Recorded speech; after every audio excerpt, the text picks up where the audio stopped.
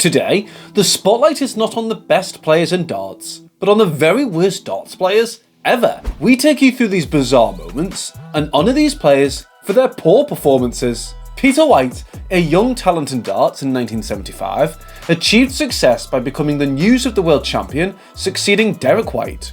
It's noteworthy that Peter resumed playing darts just 2 weeks before a Swift qualifier. The qualifier, held in Dartford on April 12th, featured averages ranging from 94 to 51.8. Notably, Jamie Robinson, who achieved the highest average, and Andy and Colville, both of whom had previously participated in the UK Open, successfully qualified.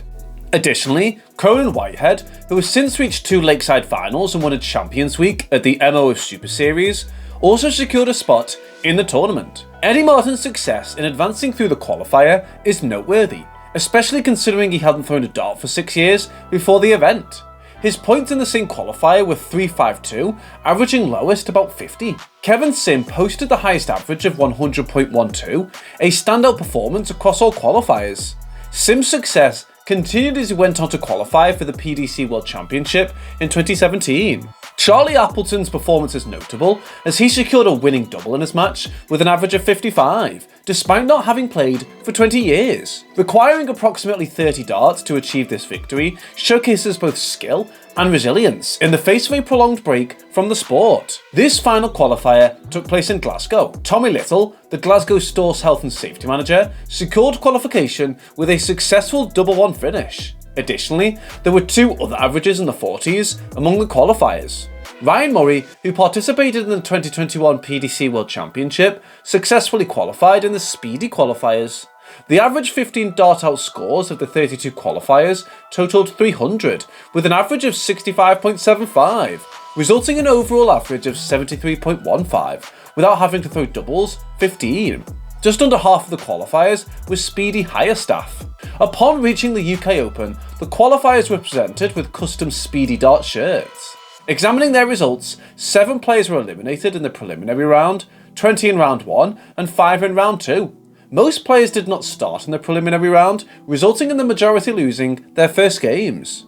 Only a select few advanced directly to the second round, among them the 5 players who progressed without playing in the preliminary round. Brandon Walsh only reached the next round after receiving a bye in the first round, as Munsi was disqualified for exceeding the time limit.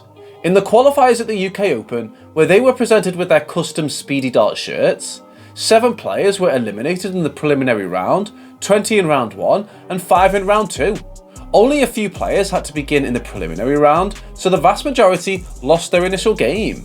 He was one of the 5 players who managed to advance directly to the second round. Darren Pugh, who secured the highest score at the Bristol event and the 3rd highest overall, had the privilege of skipping the preliminary round. Instead, he was drawn to start in round 1 against Hawaii 500 and Wayne Mardle. Remarkably, Wayne's final appearance in a major event, signifying that he was no longer at the peak of his powers. Marden was priced at 5-2 compared to PW, who had odds of 70-4. What unfolded would go down in PDC history for all the wrong reasons. PW started poorly, consistently hitting single 5s in the first leg, allowing Marden plenty of time to finish. Darren's performance deteriorated even further in the second leg, where he struggled with dart accuracy, hitting only 24. Marden won that leg with the qualifier back on 278.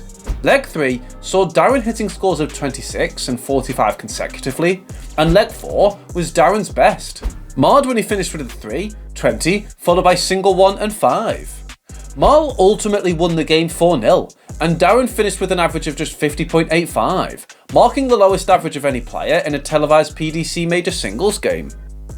Speedy Hire remained the UKIP sponsor in 2012, offering 32 qualifying places using the 15 dart format.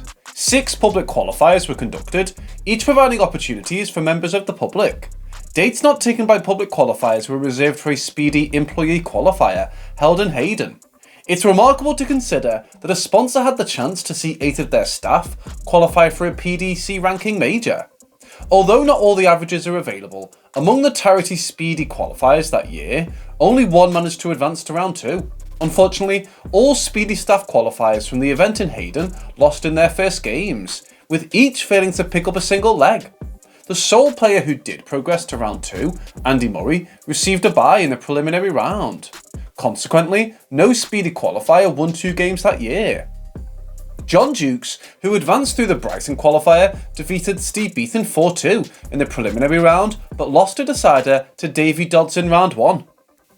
Speedy continued as the sponsor for the event in 2013, with a notable increase in the quality of qualifiers. Unlike the previous year, there were no Riley's qualifiers, and instead, the top amateurs aimed to qualify through the Speedy event. Additionally, there was no staff event. The averages from the 15 Dart Challenge ranged from 100.16 to 82.6, reflecting the higher level of competition among the participants. Stephen Bunting successfully qualified through the Manchester qualifier, while Nathan Aspinall attended, scoring 473 points with his 15 darts. However, Aspinall lost to Nigel Daniels in the knockout round. The higher quality of players was evident in the results, as 11 out of the 32 players progressed past round 1, 7 went through round 2, 3 advanced to round 3, and only Stephen Bunting reached round 4. Speedy ceased sponsoring the event in 2014 when the tournament moved to its current venue in Minehead, Scotland. This means that Bunting remains the most successful Speedy qualifier in UK Open history. Andy Hamilton, famously known as the Hammer, faced challenges in his game due to technical difficulties. Despite investing significant hours in practice, a persistent flaw in his technique affected his accuracy, making achieving a 50 average a difficult and elusive goal for him. This highlights the importance of fine-tuning and refining one's technique in darts, as even small errors can significantly impact a player's performance at the highest level.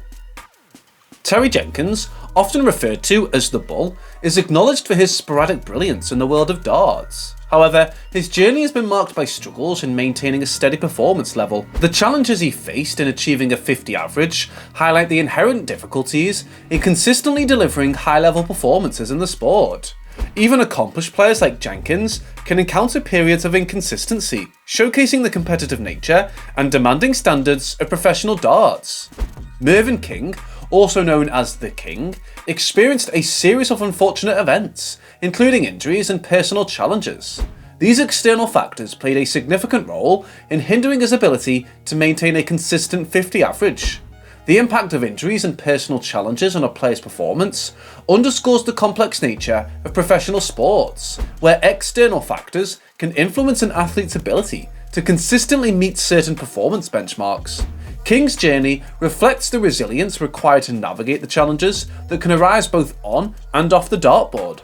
Remember, every player faces challenges, and not everyone can be a champion. However, what sets the great players apart is their ability to learn from setbacks, adapt, and persevere. Don't forget to hit the bullseye so you never miss out on any of our amazing darts videos. See you next time.